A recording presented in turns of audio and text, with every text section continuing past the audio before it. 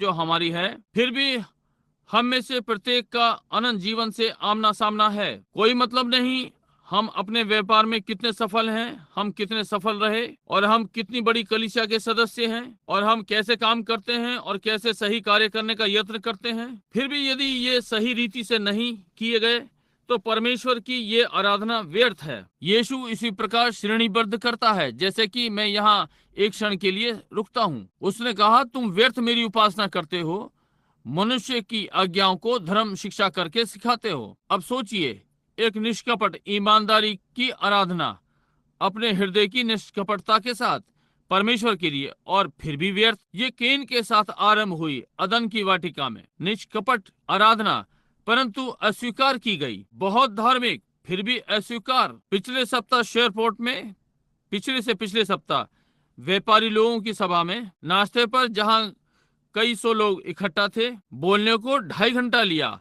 परमेश्वर की सेवा बगैर उसकी मर्जी के करना, इस पर। अब ये विचित्र सुन पड़ता है, परंतु हमारे पास हमारी परमेश्वर वाली प्रणाली है और परमेश्वर का मार्ग इसे करने को। कोई मतलब नहीं हम कितना सोचते हैं कि ठीक है, इसे प्रभु के वचन के अनुसार होना है, या फिर ये बेकार है। केन ने आराधना की, परंतु ये प्रभु के वचन के अनुसार नहीं थी। फरीसियों ने आराधना की, परंतु प्रभु के वचन के अनुसार नहीं। और इस विशेष संदेश में जो व्यापारी मनुष्यों के लिए है, मैंने ये सिखाया। वो प्रभु की सेवा करना चाहता था, और जो उसने कहा वो उसमें सही था। उसने कहा, क्या ये सही है कि प्रभु का संदूक वहां रहे और हमें यहाँ ले आना चाहिए? राजा के दिनों में दूसरा राजा जिसके बाद वो आया, उसने कहा ये ठीक नहीं।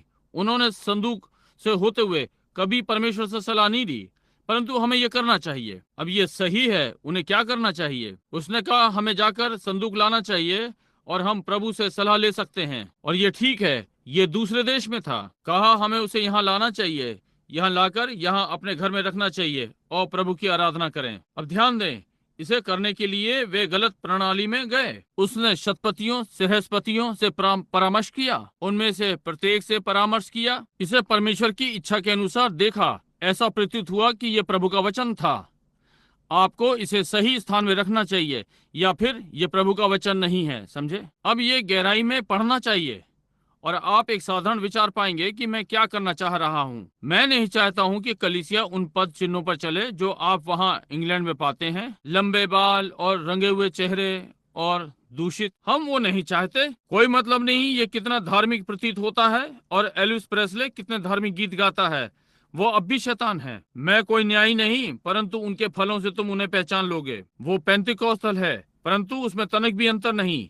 आपके फल बताते हैं कि आप क्या हैं। कोई मतलब नहीं कि आत्मा उस पर आता है, वो भाषाओं में बोल सकता है, वो चिल्ला सकता है, वो बीमार को चंगा कर सकता है। यीशु ने कहा, उनमें से बहुतेरे उस दिन मेरे पास आएंगे और कहते हैं, क्या प्रभु हमने ये वो नहीं किया? और मैं कह दूंगा, मुझसे दूर हो जाओ, तुम अधर्म के काम करने वालों, मैंने तुम्हें कभी नहीं जाना। समझे? हमें वास्तविक मूल मसीही होना है, और केवल एक ही मार्ग है कि हम ये कह सकते हैं कि इसे अनंत जीवन के प्रश्न के साथ सामने लाएं। अनंत जीवन केवल एक ही से है, और वो परमेश्वर से आता है, और उसने हर प्राणी को ठहराया है कि वो कभी इसे पाएगा। जैसे कि आप अपने पिता में जीवांश थे, आप परमेश्वर में एक जीवांश थे। आरंभ से उसका एक गुण, या आप वहां कभी नहीं होंगे। आप अपनी माँ के गर्भाशय में आए, आपके पिता आपको नहीं जानते थे, आप उसकी देह में थे, और जब आप अपनी माँ के गर्भ में आए तब आप मनुष्य बन गए और अपने पिता की छवि पर आ गए। अब आपने अपने पिता के साथ संगति में आ गए,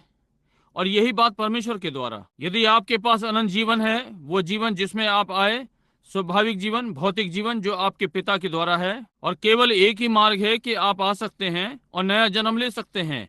एक ही मार्ग है, ये आपके स्वर्गीय पिता से है। उसके गुण सब जो पिता ने मुझे दिया है मेरे पास आएगा। समझे? आप यहाँ हैं क्योंकि आपका नाम मेमने की जीवन की पुस्तक में